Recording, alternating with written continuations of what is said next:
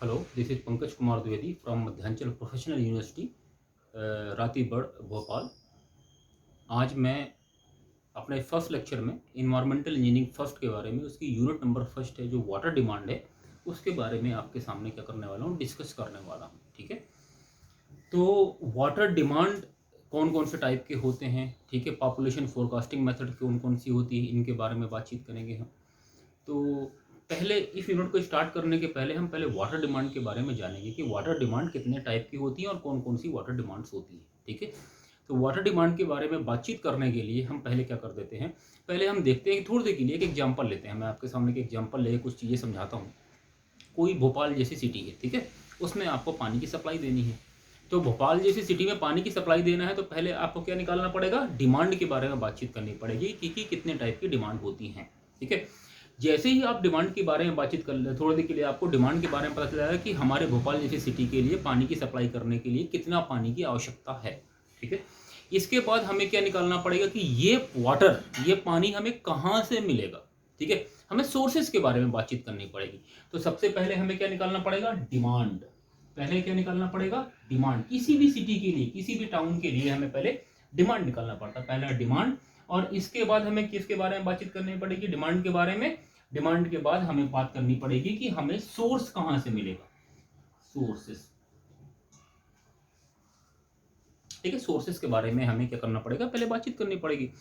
तो इन चीज़ों के बारे में बातचीत करने के लिए हम क्या कर देते हैं कि पहले हम वाटर डिमांड के बारे में पढ़ेंगे, इसके बाद हम सोर्सेस के बारे में यहाँ पर पढ़ाई करेंगे। तो वाटर डिमांड कितने टाइप की होती है, बेसिकली उन पर बातचीत करते हैं। तो देखा जाए तो वाटर डिमांड बेसिकली मोटे मोटे तौर पर 6 टाइप की होती है। पहली वाटर डिमांड कौन सी है, डोमेस्टिक वाटर डिमांड।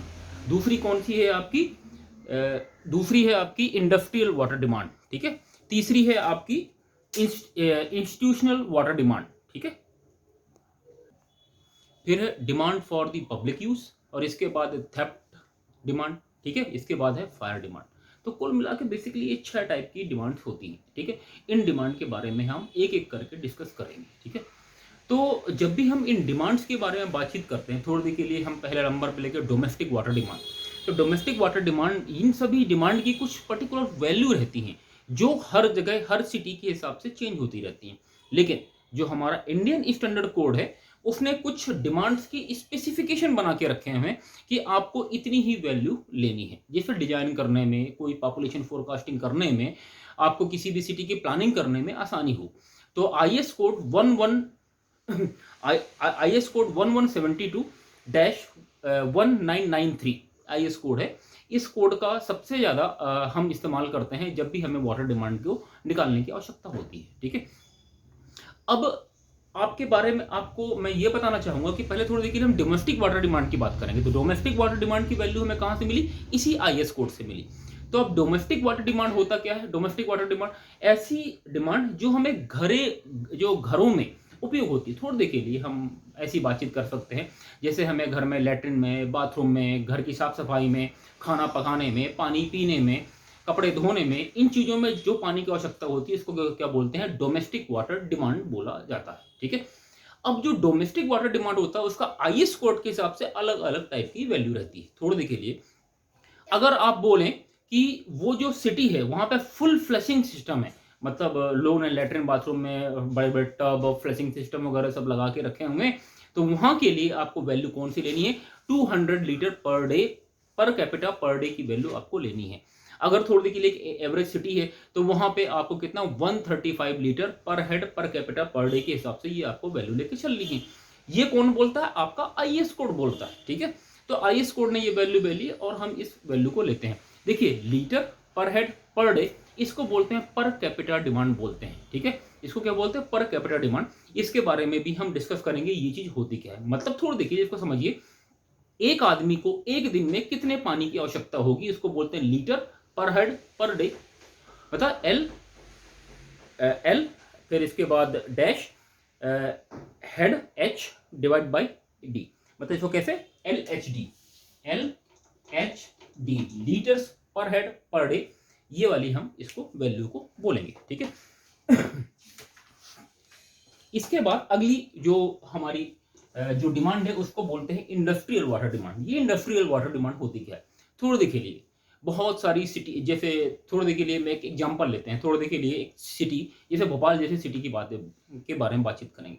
अब भोपाल जैसी सिटी में केवल लोग रहते नहीं हैं, वहाँ पर क्या बहुत सारी इंडस्ट्रीज होती हैं, तो वहाँ पर लोगों के लिए मतलब उन इंडस्ट्री में लोग काम करते हैं, वहाँ पर वाटर की रिक्वायरमेंट भी बहुत सारी होती है, अलग अलग टाइप की इंडस्ट्री हो सकती है, ठीक है।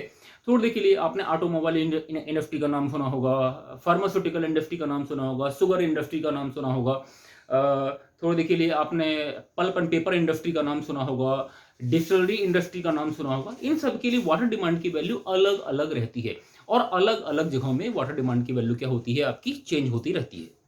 अब ये वैल्यू, अगर कोई किसी सिटी में बहुत ज्यादा इंडस्ट्री है, तो ये वैल्यू हमें कितनी लिखनी है, 450 लीटर पर हेड पर डे के हिसाब से हमें ये वैल्यू लेनी है।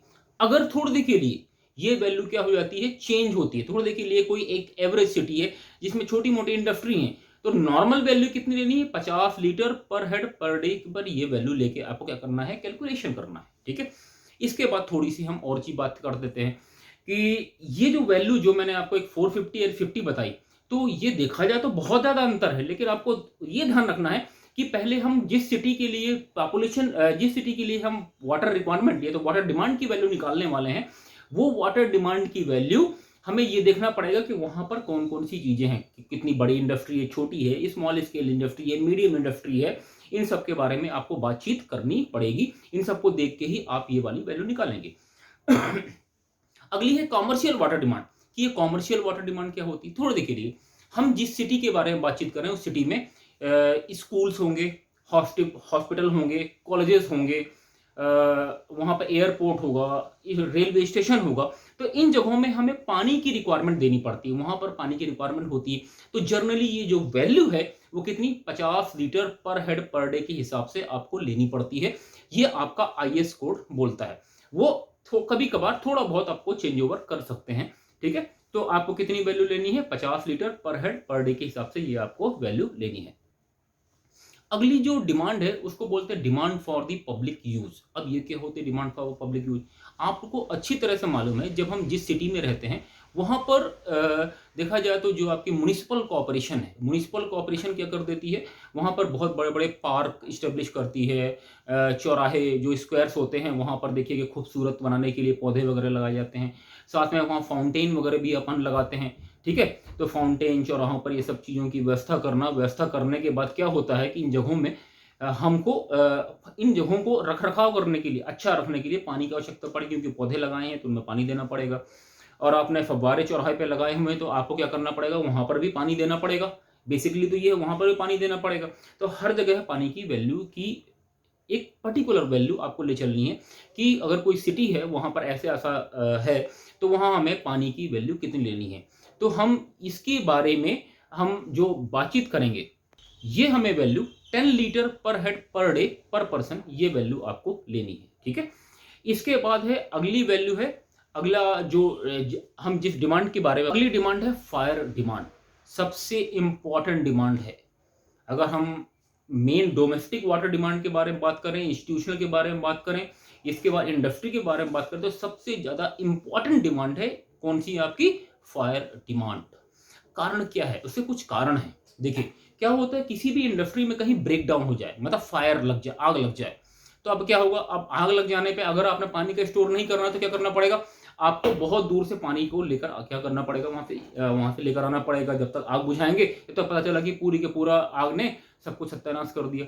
तो ऐसी कंडीशन में हम क्या कर देते हैं, पानी का स्टोरेज हमेशा 24/7 हमारे पास जो एलिवेटेड रिजर्वायर होते हैं, जैसे आपने देखे होंगे सर्कुलर टैंक म्युनिसिपल कॉर्पोरेशन बना के रखती है, तो उसमें फायर की पर्टिकुलर वैल्यू में उतना पानी हम स्टोर करके रखते हैं। अगर यहाँ पर फायर ब्रेकडाउन होता है तो हमें कैसे उस आग को बुझाने के लिए उतना पानी तो मिनिमम हमारे पास स्टोरेज में होना ही चाहिए। नहीं तो अगर आग लगती है, ऐसी सिचुएशन में अगर आपको पानी की जरूरत पड़ गई, तो पता चला कि आप पानी लेने बहुत दूर चले गए, जब तक हम आए पता चला कि वहां तो आग लग चुकी है। ऐसी ऐसी सिचुएशन हो सकती है, बहुत ज्यादा मतलब डिस्ट्रक्शन हो सकता है। तो कुल मिला के ऐसी चीजों से बचने के लिए हम क्या कर देते हैं, फायर डिमांड के लिए पर्टिकुलर पानी क्या कर देते हैं, वहां पर स्टोर कर लेते हैं, ठीक है। अब जो फायर डिमांड की वैल्यू रहती है वो अलग अलग जगह में चेंज होती रहती है, पॉपुलेशन के हिसाब से चेंज होती रहती है। ठीक है। तो जैसे अभी मैंने आपके सामने आईएस कोड का हवाला दिया, ठीक है, कि इतनी इतनी वैल्यू आप ले लीजिए, लेकिन यहाँ पर फायर डिमांड में मैं ऐसा नहीं बोलूंगा। यहाँ पे हम कुछ सर्टेन इंपिरिकल फार्मूलाज का इस्तेमाल कर देते हैं, ठीक है। जो बड़ी सिटी होती हैं उनमें हम जनरली फायर हाइड्रेंट का इस्तेमाल करते हैं, जहाँ पर डायरेक्टली जो आपने फायर फाइटिंग स्क्वाड देखा होगा वो पाइप लगाता है, पाइप निकाला उसने लगाया और वहां से पानी लेके वो जहाँ पे आग लगती है वहां पहुंच जाते हैं। कुछ 100 मीटर पे कभी कभार लगा देते हैं, कभी कभार 500-500 मीटर में अपना फायर हाइड्रेंट लगे होते हैं। फायर हाइड्रेंट मैं अगले जो न्यूमेरिकल आपको पढ़ाऊंगा बताऊंगा उनमें मैं आपको बताऊंगा फायर हाइड्रेंट कैसे होते हैं, कौन कौन से टाइप के होते हैं। जनरली आपके एक उसके लिए मैं आपको देता हूं, कभी कभार हम गाड़ी मोटर बाइक या तो कार चलाते हैं तो आपने देखा होगा कि कुछ एक ढक्कन, बड़ा सा ढक्कन लगा होता है और उसके ऊपर से आपकी गाड़ी निकलती है, ठीक है। तो जनरली ऐसी जगहों में जो रोड के किनारे ऐसे गड्ढे होते हैं जहां पर बड़े बड़े स्टील के ढक्कन से वो ढका जाता है, जनरली वहां पर फायर हाइड्रेंट लगे होते हैं, ठीक है। कभी कभी फायर हाइड्रेंट अंडरग्राउंड लगे होते हैं और कभी कभी बाहर भी लगे होते हैं। वो एज पर दी रिक्वायरमेंट वो क्या होता है फायर हाइड्रेंट हम लगाते हैं कि हमें कहां पर फायर हाइड्रेंट को लगाना, ठीक है। अब थोड़ी देर के लिए हम थोड़ी सी और बातचीत करते हैं कि जो फायर की जो वैल्यू रहती है कैसे कैसे आपको कैलकुलेट करनी है, ठीक है। तो फायर डिमांड की वैल्यू निकालने के लिए बहुत सारे कुछ सर्टेन इंपिरिकल फार्मूला है, ठीक है। जिसमें है कि फ्रीमैन फार्मूला, कुचलिंग फार्मूला, बोस्टमैन फार्मूला। इन फार्मूला इंपिरिकल फार्मूला का हम क्या करेंगे यहाँ पे इस्तेमाल करेंगे और तब हम किसकी वैल्यू निकालेंगे, फायर डिमांड की वैल्यूज को क्या करेंगे, निकालेंगे। चलिए अभी मैं आपके सामने फायर डिमांड की बात कर रहा था, जिसमें सबसे पहला फार्मूला है कुचलिंग फार्मूला। ये होता है Kuichling formula, Q = 3182 under root of P। अगला फार्मूला कौन सा, Freeman's formula, Q = 1136 bracket close P/10 + 10 और ब्रैकेट क्लोज, ठीक है। इसके बाद एक बोस्टन फार्मूला है, इसको क्या बोलते हैं, Q = 55663 under root of P। यहाँ पर P क्या है, पॉपुलेशन, P क्या है यहाँ पे, पॉपुलेशन इन 1000। Q है यहाँ पर रेट, कितनी क्वांटिटी ऑफ वाटर चाहिए, Q = क्वांटिटी है। तो इन जनरली इन फार्मूलों का इस्तेमाल हम कर देते हैं फायर डिमांड की वैल्यूज को निकालने में। अब अगला है कि अगली वाटर डिमांड कौन सी है, water demand for theft and loss, ठीक है। ये थेफ्ट एंड लॉस होता क्या है, जनरली क्या होता है कि कुछ जगहों में, कुछ सिटीज में लोग क्या कर देते हैं, जो म्युनिसिपल सप्लाई रहती है उसी में क्या कर देते हैं, मतलब वहां पर उसमें छेद करके अपना पाइप फिट कर लेते हैं, ऐसे भी होता है, ठीक है। कभी कभार लीकेज हो जाता है, कभी कभार पाइपलाइन फूट जाती है, बहुत सारा पानी वेस्टेज होता रहता है, ठीक है, अगर टाइम पे उसकी रिपेयरिंग ना की जाए। तो जनरली हमारे कंट्री में इसकी वैल्यू कितनी हम लेते हैं, 5। इसकी value 15% of total water consumption, ये बहुत ह्यूज अमाउंट है। ये ऐसा हम इस अमाउंट को लेते हैं जिसमें थेफ्ट एंड लॉस को हम क्या करते कवर कर सकें। अगर आपने थेफ्ट एंड लॉस नहीं लिया तो बहुत सारा वाटर जो आप क्या करने वाले हैं, जो आपको पब्लिक तक पहुंचानी है, उतना पानी पहुंच ही नहीं पाएगा, क्योंकि बीच में वो या तो लीकेज हो जाएगा। लीकेज क्यों होता है, जनरली जो मटेरियल होता है, मटेरियल खराब हो जाए, जो मटेरियल खराब हो गया, आपने खराब तरह के मटेरियल का यूज़ किया है, ऐसी कंडीशन में भी हम क्या करते हैं, वाटर जो रिक्वायरमेंट है, जो आपके थेफ्ट एंड लॉस की जो रिक्वायरमेंट है, उसकी वैल्यू 15% लेकर चलते हैं, ठीक है। आज का ये मेरा पहला लेक्चर था और नेक्स्ट लेक्चर में मिलते हैं अपन, वहाँ पर और सारी डिमांड्स के बारे में बातचीत करेंगे और बहुत सारे हम पॉपुलेशन ग्रोथ मेथड के बारे में, इन सारे के बारे में बातचीत करेंगे। धन्यवाद।